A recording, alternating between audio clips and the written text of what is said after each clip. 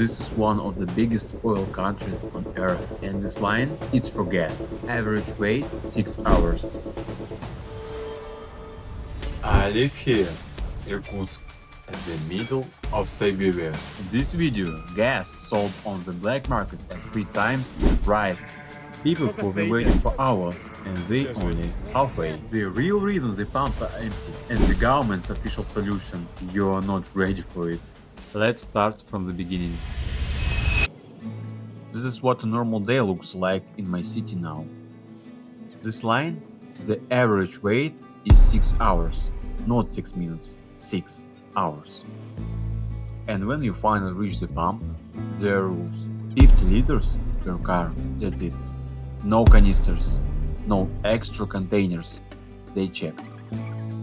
50 liters, that's maybe one full tank. You wait 6 hours for one tank of gas. But don't take my word for it. I asked the people in this Только line. что заправились? Да, только что. Можете сказать, как долго стояли в очереди? 5,5 часов. А до этого заправлялись? На Роснефти или в принципе? Ну вот во время всего этого, так Да, сказать, кризиса. заправлялись. А там сколько было? Заправлялся на БРК 6 часов. 6 часов, да? Да. Ну ладно, все, спасибо Да большое. не за что. Скажите, пожалуйста, как давно стоите? Ну, часа 4, наверное, 4,5 даже. 4,5. А до этого стояли? Да, до этого тоже стоял. А где на какой заправке, если не секрет? На этой же заправке стоял. А до этого сколько стояли? А до этого стоял, сейчас я скажу, с 10, 11, 10-11 часов? 6 часов. 6 часов, да? Да. Сейчас 4, да? Сейчас 4. Получается, в общей сложности в районе 9-10 часов. Ладно, спасибо. Ну, вам уже просто ехать надо, пора, я поэтому вас не буду отвлекать. Ну, Спасибо большое. Как долго стояли в очереди? Также 5,5 часов. А до этого тоже стояли где-нибудь? Да, тоже на Роснефти 10 часов стоял. До этого 10 часов, да? на ВВГ. И все, пока пару раз было. Да? Два штурма бензоколонки получается. Да. Ладно. Спасибо большое. Да не за что. Хорошо. Нам тоже. Остановись. Парни, можно поснимать?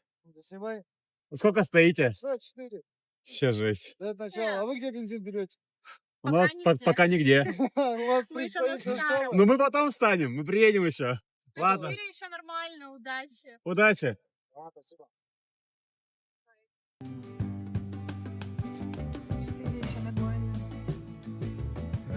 5 hours, 7 hours. Some people come the night before in sleep and take us in giant off to save fuel. Think about that. You burn gas, waiting in line to buy gas. And here is a detail that tells you a lot. Most of the small independent gas stations in the region closed completely. The only stations still working belong to Rosneft, the biggest state oil company. If you don't live near one, good luck. So, 6-hour lines, thousands of frustrated people, a real crisis. Naturally, you'd expect the city government to do something, and they did. This portable toilets, not more fuel, not reopening stations, toilets, so you can wait in line for 6 hours more comfortably. I'm not making this up, this was the official response, but the toilets were just the beginning. The governor of our region also addressed the crisis. Here's his official statement, word for word. I urge everyone to use gasoline as sparingly as possible. If you can, reduce your car trips. I understand this creates inconvenience, but only together can we overcome this crisis. So, there you have it, the official plan. Step 1, toilets. Step 2, just drive less. The fuel crisis will be solved by not using fuel? Brilliant! Why didn't anyone think of this before? And you know what the funniest part is? Only together we can overcome this. Together. The people waiting 6 hours in line and the officials who drive past it. Okay, at this point you are probably asking, how is this even possible? Let me walk you through the whole chain, how oil becomes gasoline. Once you see it, you understand exactly why the pumps are empty. Step 1.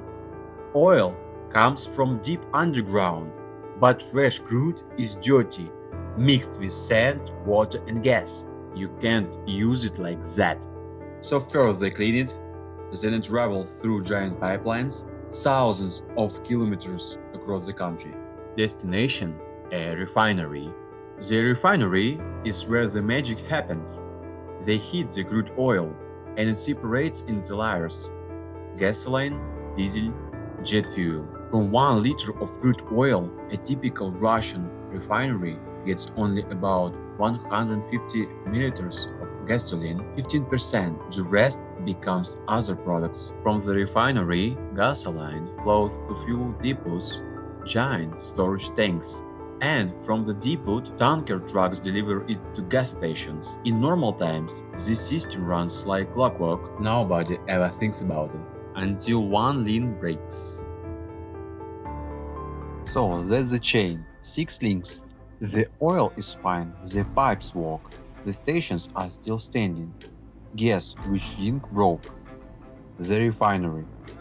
And when the refinery dies, everything after it dies too.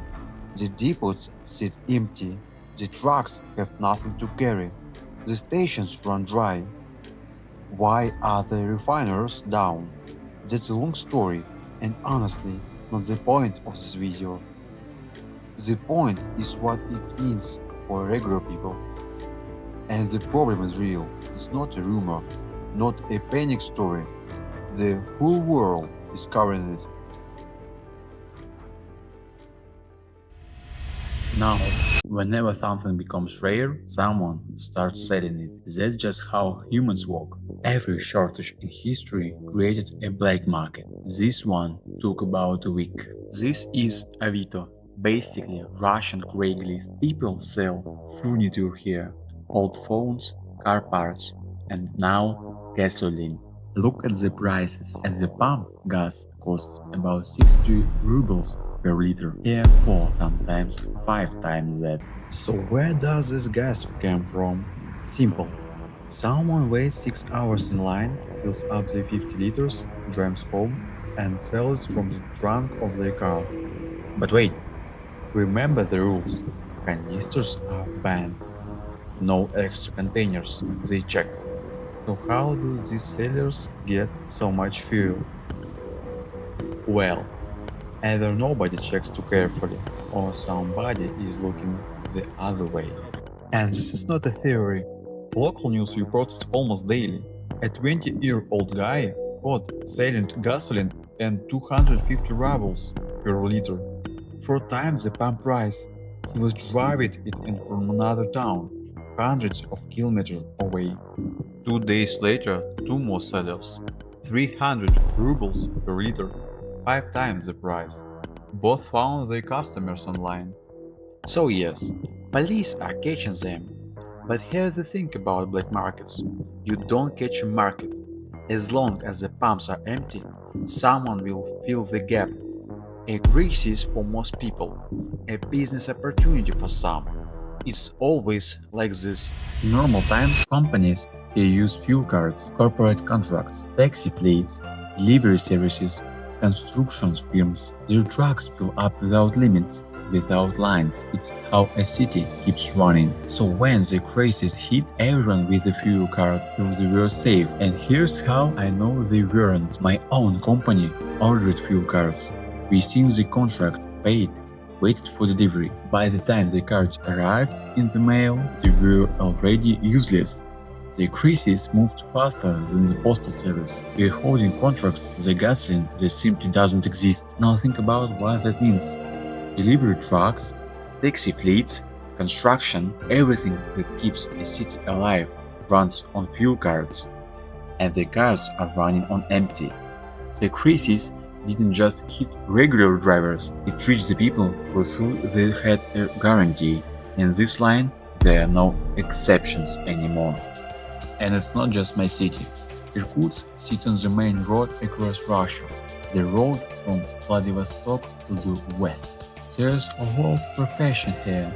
People buy Japanese cars in Vladivostok and drive them west to sell. 9,000 kilometers to Moscow. to all of Siberia. My city is right in the middle of that row, 4,000 kilometers from Vladivostok, and still 5,000 more to go. Imagine do I then drive right now. The next town is 300 kilometers away. Your tank is half empty, and the next 3 gas stations are either closed or dry or a 6-hour line. These drivers now plan their whole road around fuel.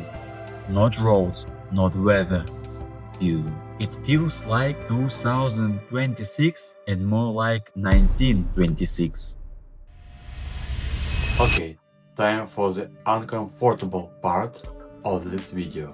The government says this whole crisis is just panic, that people created it themselves. And here's the thing, they are not completely wrong. Think about it. You hear there's a fuel shortage. What's the smart thing to do? Fill your tank all the way, right now, today, not tomorrow. Totally rational, and I know because my family did exactly that. We have 2 cars, both needed gas. And here's my confession, I didn't stand in those lines. My wife did 5 hours for the first car, 7.5 hours for the second, 12.5 hours of her life standing in line for gasoline. So when I say we are part of this, I'm not pointing at strangers, I'm pointing at my own family, at myself. Here is a trap. Everyone thinks that way at the same time. So a real shortage, maybe 10-15%, turns into completely empty stations, because everyone is suddenly buying twice as much fuel as they need. This is exactly how a bank run works. The bank doesn't have to run out of money, people just have to believe it will. They all show up at once, and now the bank really is empty. The fear creates the thing it was afraid of. So yes, the shortage is real. The refinances really are damaged. The part is not panic, it's physics. But our own fear, that's the fuel on the fire. We are not just standing in this line, we are the line. So, that's where things stand. A country with some of the largest oil reserves on the planet, and regular people sleeping in their cars, waiting 6 hours for 50 liters of gas, with portable toilets as the official solution. Will it get better? Probably. Honestly, by the time you watch this, the lines might already be shorter. Life here has a strange way of going back to normal. It always does. People here joke about it. They laugh in these lines. That's how we survive things we always have. But I think people will remember this. Not the news reports, not the statistics, the feeling. Sitting in a cold car at 2 in the morning, engine off to save fuel. Watching the line ahead of you not move. That's the kind of thing a country doesn't forget quickly.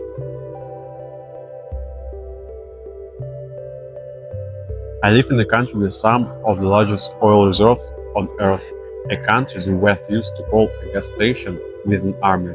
And right now, I'm standing in the middle of Siberia, in Irkutsk, and I can fill up my car.